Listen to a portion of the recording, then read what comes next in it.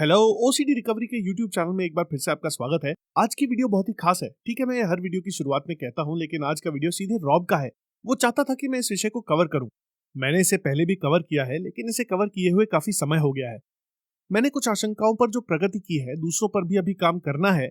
लेकिन ये वीडियो मूल रूप से मेरी राय और रॉब की ओसीडी रिकवरी में आने वाली 10 सबसे आम बाधाएं हैं। इससे पहले कि मैं आगे बढ़ूं, आप प्लीज इस चैनल को सब्सक्राइब कर सकते हैं। इस चैनल पर हर समय शानदार वीडियो आते रहते हैं। बहुत सारे अलग अलग लोग वीडियो डालते हैं। ये मुफ्त सामग्री के लिए एक शानदार चैनल है। जब मैं और रॉब अकेले में बात करते हैं, तो एक बात जिसके बारे में हम हमेशा बात करते हैं, या जब हमने दूसरे मॉडरेटर्स के साथ बात की, कि ये वास्तव में एक ऐसा प्लेटफॉर्म है जहां आप मूल रूप से मुफ्त जानकारी प्राप्त कर सकते हैं, या आप वास्तव में पता है आपको कहीं जाने और किसी को ढूंढने की 100% आवश्यकता नहीं है। आप यूट्यूब चैनल, इंस्टाग्राम, फेसबुक और कम्युनिटी के कई अन्य संसाधनों से बहुत सारे बेहतरीन संसाधन प्राप्त कर सकते हैं।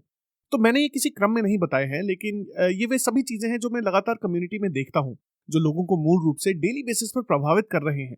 लोग हर समय इन सवालों के बारे में पूछते हैं, और बस ये बताने के लिए ये वीडियो थोड़ा सा लंबा हो सकता है, लेकिन मैं इसे 20 मिनट से कम रखने की कोशिश करूंगा। तो नंबर 1, लगातार थेरेपिस्ट और दवाएं बदलना। तो लोग ये सुनना पसंद नहीं करते, लेकिन आंकड़ों की दृष्टि से और वास्तविक रूप में मैं बता रहा हूं जो मैंने वास्तव में देखा है। दवा का सवाल अब तक का सबसे आश्वस्त करने वाला सवाल है। हमें ये कैसे पता चलता है? खैर, इसे देखने के कई तरीके हैं। नंबर 1, औसत व्यक्ति दवा लेते समय इतने सवाल नहीं पूछते हैं। यह आपको उस भरोसे के चक्र से बाहर निकालने वाला नहीं है, लेकिन ये एक महत्वपूर्ण फैक्टर है जब आप इसे इस तरह से देखते हैं, जैसे कि स्वीकार से नहीं जूझ रहे दूसरे लोग इन चीजों को देखते हैं। अब आप खुद से कह सकते हैं, ठीक है, वे अनाड़ी हैं। आप सही हो सकते हैं, लेकिन वे अनिश्चितता के साथ जा रहे हैं। और ये ओसीडी रिकवरी के लिए बहुत ज्यादा महत्वपूर्ण है कि आप जो दवाएं ले रहे हैं, इसके बारे में ढेर सारे सवाल पूछें। आपको बहुत सारे ऐसे लोग मिलेंगे जो आपको ओसीडी कम्युनिटी में बताएंगे कि आपको हमेशा ढेर सारे सवाल पूछने चाहिए। ये बहुत खराब सलाह है, और वास्तव में आपको ऐसा नहीं करना चाहिए, भले ही ये काम न करे। ये बिना शर्त के अपनी जिंदगी को स्वीकार करने की कुंजी है। थेरेपिस्ट बदलना, लोग लगातार थेरेपिस्ट क्यों बदल रहे हैं? मैं आपको कुछ कारण बताने जा रहा हूं कि लोग ऐसा क्यों कर रहे हैं। अपनी हताशा के बारे में कम सहनशीलता। जब हमारे पास हताशा को लेकर कम सहनशीलता होती है, तो हम बेहतर होना चाहते हैं, और यह सही सॉल्यूशन है। आप थेरेपिस्ट से थेरेपिस्ट, दवा से दवा तक, आप उसका एक उत्तर की तलाश कर रहे हैं जो आपको वो सब कुछ देने वाला है जो आप चाहते हैं। हकीकत तो ये है कि ऐसा नहीं होने वाला है। बहुत सारे लोग जिनके बारे में आप बात करते हैं, वे जबरन स्वीकरण की कोशिश करेंगे, और मैं लोगों को ये बताता हूँ कि आप जबरन स्वीकरण नहीं कर सकते हैं। ये कुछ ऐसा है जिसे आपको समय के साथ महसूस करने की आवश्यकता है। नंबर 2, कुशाग्रता हासिल करना। जब भी मैं ओसीडी कम्युनिटी में किसी से बात करता हूँ, मैं कुशाग्रता के बारे में बात करता हूँ। कुशाग्रता क्या है? कुशाग्रता कई बातें हैं। कुशाग्रता मूल रूप से ये समझना है कि आगे बढ़ने के लिए आपको क्या सीखने की जरूरत है। बस जैसा कि एल्बर्ट एलिस ने कहा कि कुशाग्रता मूल रूप से कई तरीकों से होती है, जिससे आपको कोई फायदा नहीं होने वाला है।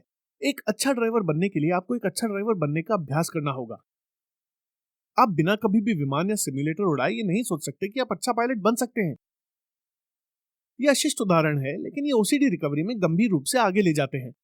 बहुत से लोग ये सोचते हैं कि आप किताबें पढ़ने जा रहे हैं, सत्रों में जाएं, मेरे जैसे किसी व्यक्ति से सेमेटिक ओसीडी के बारे में बात करें, चाहे वह कुछ भी हो। वह जिस किसी से भी बात कर रहे हैं जिसने प्रगति की है और उन्हें लगता है कि वे अपने रास्ते पर जा रहे हैं, ये ओसीडी रिकवरी की वास्तविकता नहीं है। कुशाग्रता एक बहुत छोटा कदम है। जैसा कि मैंने आज किसी से कहा, कुशाग्रता आपके लिए दरवाजा खोलती है, बाकी सब आपको दरवाजे से बाहर ले जाता है। ये एक महत्वपूर्ण कदम है, लेकिन ये आपको वहां तक ले जाने का कोई रास्ता नहीं है जहां आप पहुंचना चाहते हैं। नंबर 3, किताबें न पढ़ना और मूल रूप से ओसीडी के विषय पर खुद को शिक्षित करना। इसलिए हम केवल रीडिंग लिस्ट की किताबों के बारे में बात नहीं कर रहे हैं। बहुत सारी अच्छी किताबें हैं जो आपको ओसीडी पर शिक्षित करती हैं। ओसीडी को क्यों समझने की जरूरत है, और जैसा कि पॉल डेविड ने पिछले लाइव में कहा था, रीडिंग लिस्ट की 5वीं किताब ये समझने के बारे में है कि चिंतन कैसे काम करता है। जब आप समझ जाते हैं कि चिंता कैसे काम करती है, तो ये डर के एक हिस्से को कम कर देती है। ये पूरे डर को कम नहीं करेगी, लेकिन ये आपको वहां ले जा सकता है जहां आप जाने में सक्षम नहीं है, क्योंकि आप बहुत डरे हुए हैं कि क्या होने वाला है। और ये इसका एक प्रमुख प्रमुख हिस्सा है। यदि आपको ओसीडी की ठोस समझ नहीं है, तो आपको सब कुछ जानने की जरूरत नहीं है। कई सारे लोग हैं जो आपको बताएंगे कि आपको ओसीडी के बारे में सब कुछ पता होना चाहिए। ये बेकार की सलाह है। आपको ओसीडी के बारे में कुछ जानने की जरूरत नहीं है। आप हो रहे उतार चढ़ाव को समझना चाहिए, लेकिन रिकवरी की यात्रा संभवतः 6 महीने की नहीं होने वाली है जैसा आप चाहते हैं। बहुत से लोग 6 महीने में ठीक हो सकते हैं, लेकिन क्रॉनिक ओसीडी के फॉर्मेट में आमतौर पर आप जो चाहते हैं उससे अधिक समय लगता है, पूरा जीवन नहीं लगता। आइए स्किम रीडिंग के बारे में बात करते हैं। हम इस बारे में बहुत बात करते हैं, हताशा को लेकर हम सहनशीलता का निर्माण। मेरे पास यहाँ सीधे तौर पर कम सहनशीलता के बारे में बात करने के पॉइंट नहीं है, लेकिन हताशा को लेकर कम सहनशीलता मूल रूप से हर उस चीज को लेकर होता है जिसके बारे में बात करने जा रहा हूँ, और इसके बारे में बात करना बहुत बड़ी बात है। क्यों? नंबर 1, यदि आपके पास हताशा को लेकर कम सहनशीलता है तो आप अपने एक्सपोजर में नहीं जा पाएंगे। आप स्किम रीडिंग करेंगे, आप हर किसी को दोष देंगे, आप दुनिया को उचित नहीं ठहराएंगे जिसके बारे में हम बात करेंगे, और आप कहेंगे कि इसके लायक नहीं है। ऐसा नहीं है, ये वास्तविक अवधारणाएं नहीं है, इन्हें हमने बनाया है। निष्पक्षता जैसी कोई चीज नहीं होती है और इसके लायक कोई चीज नहीं है। हम चाहते हैं कि ऐसा हो, लेकिन वे मौजूद नहीं है, क्योंकि ऐसा कोई सार्वभौमिक कानून नहीं है जो ये मानता हो कि निष्पक्षता सभी के लिए मौजूद है या बच्चे कैंसर से नहीं मरेंगे। तो सोचा, नंबर 4, विचार ही काफी है। इस पर हमें बहुत कमबैक मिलता है, तो मैं इसे थोड़ा आसान बनाने जा रहा हूं। मैंने इस पर वीडियो बनाए हैं। विचार महत्वपूर्ण है। एक विचार वह विचार है जिसकी वैधता होती है, लेकिन इसकी कोई रूपरेखा नहीं है। ये बस आपको वहीं तक ले जाने वाला है। मैं कभी भी क्रॉनिक ओसीडी वाली व्यक्ति से नहीं मिला जो पूरी तरह से ठीक हो गया हो, और बहुत से लोग जो सोचते हैं कि वे ठीक हो गए हैं, वे बस किनारे पे हैं, जो कि दुनिया का अंत नहीं है। ये अभी भी एक बहुत बड़ी बात है, लेकिन वे वास्तव में उस पूर्ण रिकवरी तक कभी नहीं पहुंचते हैं, क्योंकि वे अभी भी विचारों का असल में मंत्र के रूप में उपयोग कर रहे हैं, और उनके पास बिना शर्त आत्मजीवन को एक और स्वीकृति देने के लिए कोई ढांचा नहीं है। जब आपके पास स्वीकृति के रूप में बिना शर्त आत्मजीवन नहीं है, तो ओसीडी कई तरह से रास्ते बंद कर सकता है। विचार विचार हैं, वे वास्तविक घटना झूठी स्मृति के लिए काम नहीं करते हैं, संवेदात्मक सोच के लिए काम नहीं करते, पुरानी पीओसीडी क्रॉनिक हार्म ओसीडी के लिए काम नहीं करते। ये ज्यादातर क्रॉनिक केस में काम नहीं करेंगे। हम देखते हैं, क्योंकि हम देखते हैं कि हजारों लोग हमारे पास आ रहे हैं जिन्होंने इसे अपनाने की कोशिश की है और ये काम नहीं आया है। ये बस ओसीडी की हकीकत है, इसकी वैधता है। ये हल्की ओसीडी फॉर्मेट वाले लोगों को ठीक होने में मदद कर सकता है। क्रॉनिक फॉर्मेट वाले लोगों में ये ज्यादा संभव नहीं है, मतलब ये संभव ही नहीं है। नंबर 5, खराब जीवन शैली की आदतें। मैं इस बारे में बहुत बात करता हूँ। जब आप सोते हैं, जब आप बिस्तर पर रहते हैं, जब आप ये सभी काम करते हैं, जैसे पूरे दिन आपको फोन पर रहना, या पूरे दिन बिस्तर पर रहना, या पूरे दिन वीडियो गेम खेलना जैसे मैंने किया, या असंतुलित कैफीन का सेवन करना जिसके साथ मैं अभी भी संघर्ष कर रहा हूँ, या हो सकता है कि आप शराब का सहारा ले रहे हो जिसके बारे में पॉल लिटिल ने बात की। आप ऐसी बहुत सी अलग अलग चीजें कर रहे होंगे। मैं उसके एक हिस्से के रूप में जल्दी से नंबर 10 पर आने जा रहा हूँ। लोग पूरी तरह से ये नहीं समझते हैं कि ओसीडी का ठीक होना मूल रूप से आपके पूरे जीवन को बदल रहा है।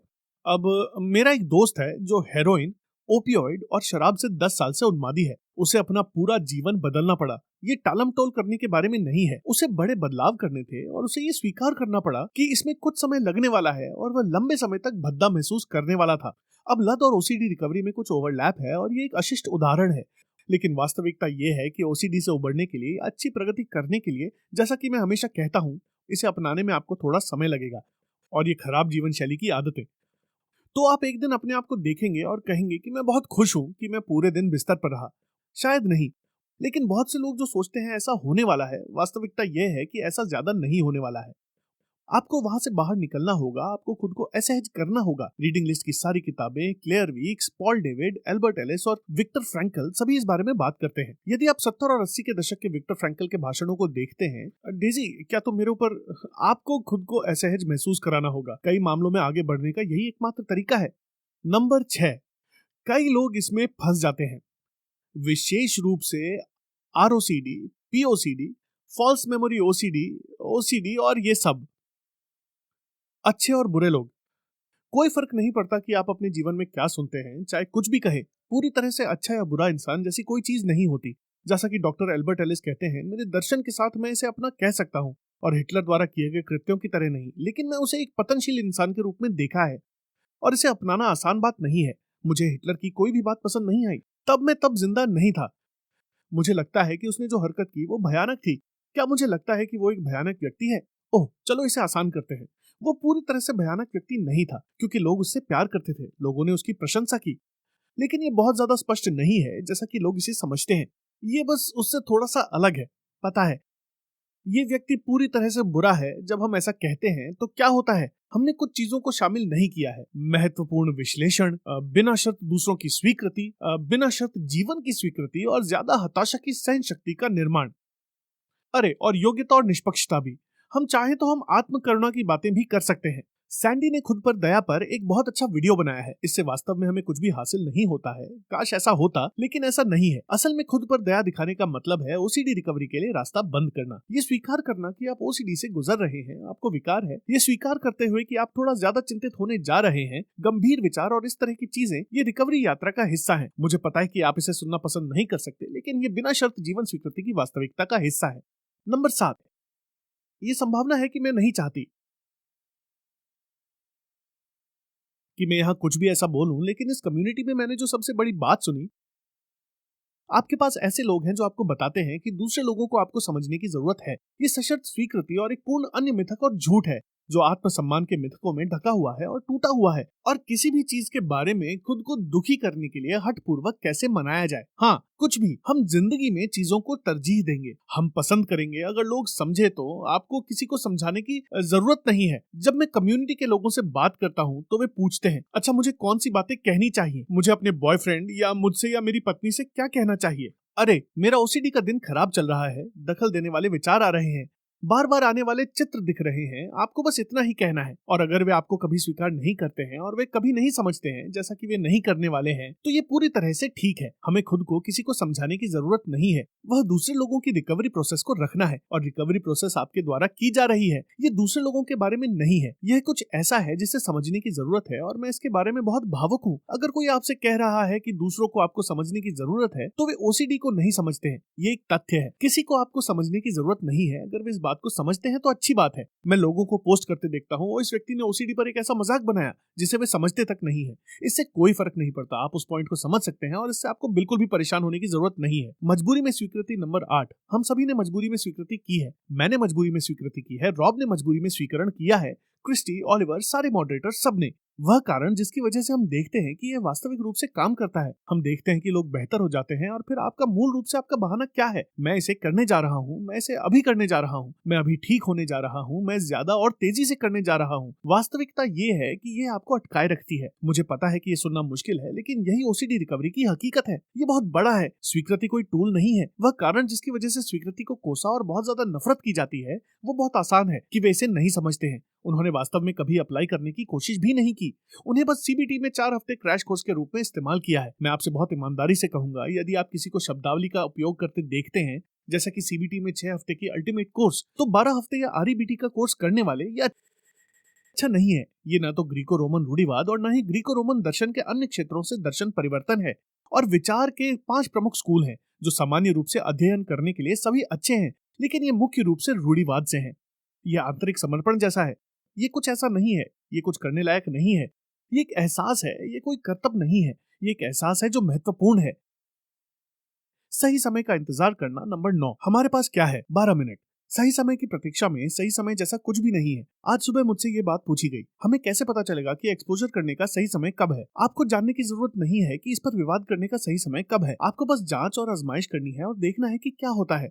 माफ करना, लेकिन वास्तविकता ये है कि ये खुद को जांच और आजमाइश की कोशिश करने के लिए तब मजबूर करना जब आप अच्छा महसूस करते हैं, तो इससे आपको बहुत कुछ हासिल होने वाला नहीं है। और आपको ये भी बता दूं, जब आप ओसीडी रिकवरी शुरू करते हैं तो आप रातों रात बेहतर महसूस नहीं करेंगे। आप थोड़े समय में राहत के वे अच्छे लक्षण देख सकते हैं, लेकिन हो सकता है कि आपको कुछ वर्षों तक चिंता बनी रहे, क्योंकि आपकी शक्ति अनसंवेदनशील हो जाती है। तो इस बारे में बात करना महत्वपूर्ण है और मैं अभी यहाँ इसके बारे में बात नहीं करूंगा, ठीक है? खैर, मैं ओसीडी के आकलन के लिए काम कर रहा हूँ, तो आइए कुछ पल का इंतजार करते हैं। और ये महत्वपूर्ण है। ओसीडी को निष्क्रियता पसंद है। ये नहीं चाहता कि आप कुछ करें, ये बस असल में चाहता है कि आप काउच पर बैठे रहें, बस। ओसीडी के आकलन के तहत आइए इस बारे में व्यक्तिगत रूप से थोड़ी और बात करते हैं। मैं इसे नहीं करने जा रहा हूँ क्योंकि डेजी वहां नीचे खर्राटे लेने लगेगी, क्योंकि वो ऐसे ही करती है। मैं इसे अच्छी रोशनी वाली जगह पर बैठने जा रहा हूँ और हम बात करने जा रहे हैं ओसीडी के आकलन के बारे में। कम्युनिटी में ओसीडी ठीक होने में सबसे बड़ी समस्याओं में से एक है, क्या बहुत से लोग आपको अपनी ओर बुलाना चाहते हैं और आपको सुरक्षित महसूस कराना चाहते हैं। इसमें कुछ गड़बड़ है। एक लेवल तक ओसीडी रिकवरी कोई आसान काम नहीं है। मैंने अपने फेसबुक पोस्ट में इसके बारे में बात की थी। यदि आप ओसीडी को नहीं समझते हैं, जैसा कि मैंने पहले उल्लेख किया है, और आप ये नहीं समझ पाते हैं कि ओसीडी एक क्रूर विकार हो सकता है। अब ये बेड के नीचे किसी प्रेत की तरह नहीं है, लेकिन ये कई मायनों में क्रूर विकार की तरह लग सकता है। और आपको लगता है कि ऐसा नहीं होने वाला है और ये किसी आसान रास्ते और परियों की कहानी जैसा होने वाला है। तो आप जो हासिल करना चाहते हैं उसे हासिल न कर पाने की संभावना ज्यादा है। वहां माइलो कुत्ते पर पागल हुए जा रहा है, तो हम वापस अपने कमरे में जा रहे हैं। माइलो! तो और ये बहुत ही महत्वपूर्ण है कि आप बात करें, क्योंकि अगर आप ओसीडी को कम आंकते हैं और आप रिकवरी की प्रक्रिया के बारे में यथार्थवादी नहीं है, तो ये कई तरीकों से चुभ सकता है। मैं समझता हूँ, ये वही है जो मैं हर समय देखता हूँ। ओह! मुझे आज बस यही सुनना था। यह सही पल था। मुझे पता है कि जब मैं उन लोगों को देखता हूँ जो टिप्पणी करते हैं कि ये रिकवरी के लिए तैयार नहीं है, क्योंकि ये सही नहीं है कि कोई सही वक्त नहीं है। यह निश्चय और प्रेरक मंत्र जो लोग आपको देंगे वे बस सुनने में ही अच्छे लगते हैं, और वे बहुत अच्छे लगते हैं। लेकिन अगर आप में से कोई मुझे जानता है तो उन्हें पता है कि मैं बहुत बड़ा यथार्थवादी हूँ और मुझे फालतू बातें करना बिल्कुल पसंद नहीं है। बड़ी बड़ी बातें करना कई बार अच्छा हो सकता है, लेकिन जिस तरह से झांसे का इस्तेमाल अभी किया जा रहा है वह प्रगति की उस संभावना को रोक देगी जो आप करना चाहते हैं। मुझे इस तरह से ही कहना होगा क्योंकि यही सच है। मुझे ऐसी बातें सुननी है। मैं बहुत अच्छा और सुरक्षित महसूस करना चाहता था, और सोचो मुझे क्या मिला। बिल्कुल भी कुछ नहीं।